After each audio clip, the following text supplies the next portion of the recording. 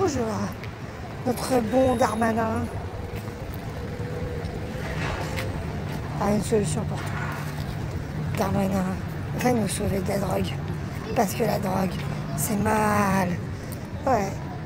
Donc le plan de Darmanin, c'est d'arrêter l'argent liquide, la monnaie, le flouze, les pètes, le crispy. Oui, Darmanin a une idée. Alors, sauf qu'il a été prouvé par que c'est une idée à la con. Ah, Darmanin, zut alors. En Suède, ils ont voulu arrêter justement les payer entièrement en carte bleue. Ils se sont aperçus que ça appauvrissait les classes populaires qui avaient du mal à avoir accès à l'argent, voire même les plus pauvres, et que ça a aggravé la situation. Donc ils ont arrêté de le faire. C'était un pays effectivement où on ne paye qu'en carte bleue. Donc ils ont arrêté de le faire. Totalement. Voilà. Donc il y a une obligation légale. Deuxièmement, la BCE est contre la Banque européenne. Est contre. A toujours été contre. C'est justement qu'il faut maintenir la monnaie pour protéger les plus pauvres, pour protéger les Européens. Je rappelle que la BCE protège les Européens et travaille dans l'intérêt des Européens. En théorie. Après, vous pensez ce que vous voulez, mais c'est ce qui est prévu par son statut. Deuxièmement, le FMI. Troisièmement, le FMI refuse l'arrêt aussi de la monnaie parce que c'est une idée à la con. Pour eux aussi, le FMI trouve ça tellement con qu'en cas de crise monétaire, on n'utilise plus les cartes. Donc de fait, c'est une idée à la con. Alors Darmanin, il a une deuxième idée pour arrêter la drogue, parce que la drogue, c'est mal. Deuxième idée de Darmanin, c'est de mettre des caméras à reconnaissance faciale.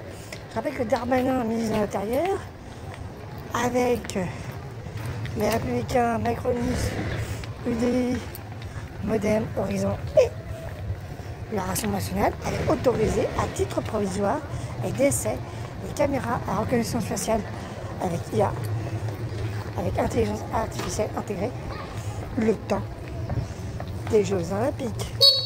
Et on s'est aperçu que certaines caméras avaient été enclenchées et étaient fonctionnelles dans des commissariats. Là, elles n'auraient pas dû démarrer. Voilà. Parce que la drogue, c'est mal. Voilà.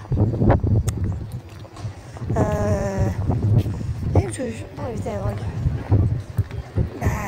Que déjà arrêter de donner des crédits impôt compétitivité à des entreprises qui ferment leurs entreprises. Ensuite, arrêter de donner des déductions de charges patronales quand les gens sont au SMIC. Voilà. Augmenter le SMIC de façon énorme. Oui, parce que quand on augmente le SMIC de façon énorme, l'assiette fiscale, c'est-à-dire le nombre de personnes qui payent l'impôt est beaucoup plus grand. Donc, si tu augmentes les salaires, effectivement, les entreprises payent plus de charges patronales et plus de charges, etc., etc. Mais à la fin, ça c'est le premier cycle. Mais en deuxième cycle, elles en payent moins. Pourquoi ? Parce que la consommation est augmentée. Bah oui, de fait, tu produis des biens et ils sont achetés. Voilà, tout bête. Par contre, il faut que les entreprises arrêtent de produire chez eux. Peut-être c'est ça le problème. Arrêter de penser que les ouvriers n'ont pas de valeur. Et qu'un ouvrier chinois, bah, ça a la même valeur qu'un ouvrier français. Ou un ouvrier dans n'importe quel pays. C'est tout. Et arrêter de faire des profits dans le profit. Parce que Drahi, là, qui est en train de lâcher SFR, Drahi a créé des filiales de filiales où à la fin il y avait une holding, une filiale qui recevait des loyers de l'ensemble des filiales. C'est là le problème. Et peut-être là aussi le problème numéro 2, c'est que ces entreprises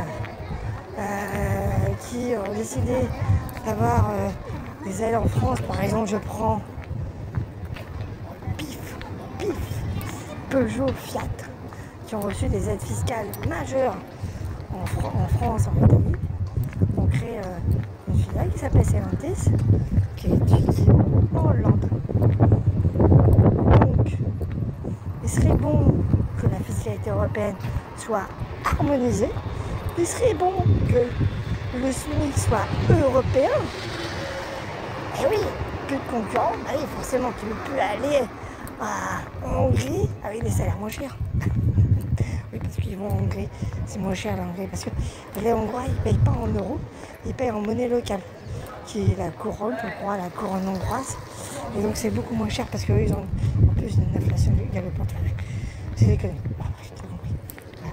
J'ai déjà dit, j'ai expliqué. Voilà, c'est simple. Hein. Et donc, effectivement, on peut avoir peur d'un nivellement des salaires français vers le bas parce que la moyenne européenne, c'est plutôt 800 balles. Oui, tout à fait. Ou voire moins.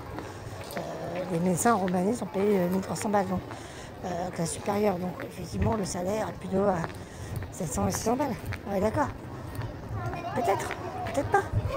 Arrêtez de croire que ça va faire des choses. Deuxièmement, ça permettrait à des métiers ouvriers de pouvoir travailler dans toute l'Europe, au lieu d'être que national. Parce qu'il y a là aussi le problème. Un ouvrier français, on ne l'autorise pas à travailler dans le restant de l'Europe.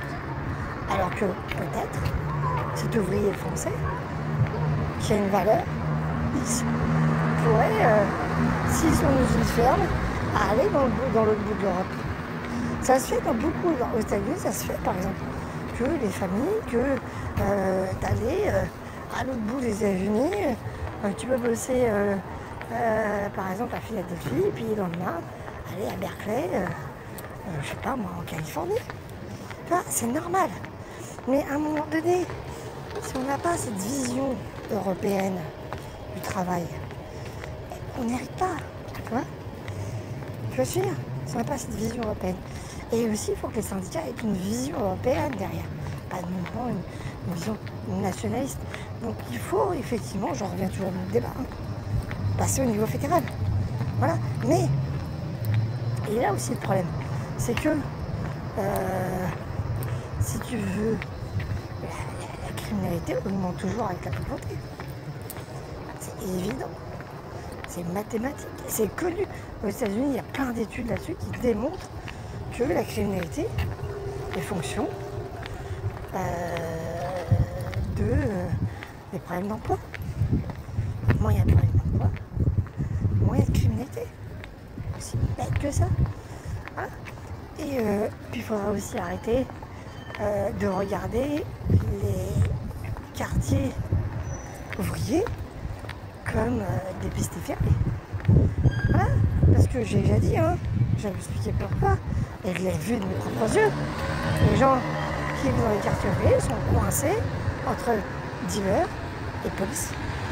Donc t'as pas une police qui a l'assentiment d'un territoire, qui n'est pas intégrée dans un territoire, puisque elle est considérée comme une menace par les gens qui vivent, et de l'autre côté, t'as l'autre menace qui est le dealer. Rappelez-vous ce qui s'est passé à Nanterre il y a des années avant Noël, où les dealers ont dit on revient, de se faire notre travail, on foutera la paix. Elle était où la police à ce moment-là? Nulle part. Voilà. Elle était là, un gamin de 17 ans. Voilà. Et puis ça remet en cause un peu le travail de M. Darmanin qui veut devenir président de la République. Qu'est-ce qu'il a foutu pendant 8 ans? À un moment donné, M. Darmanin, qu'est-ce que vous avez branlé? Parcourir après des migrants et casser les tentes, vous avez fait quoi? Vous avez fait quoi? Comment ça se fait qu'on en est toujours là?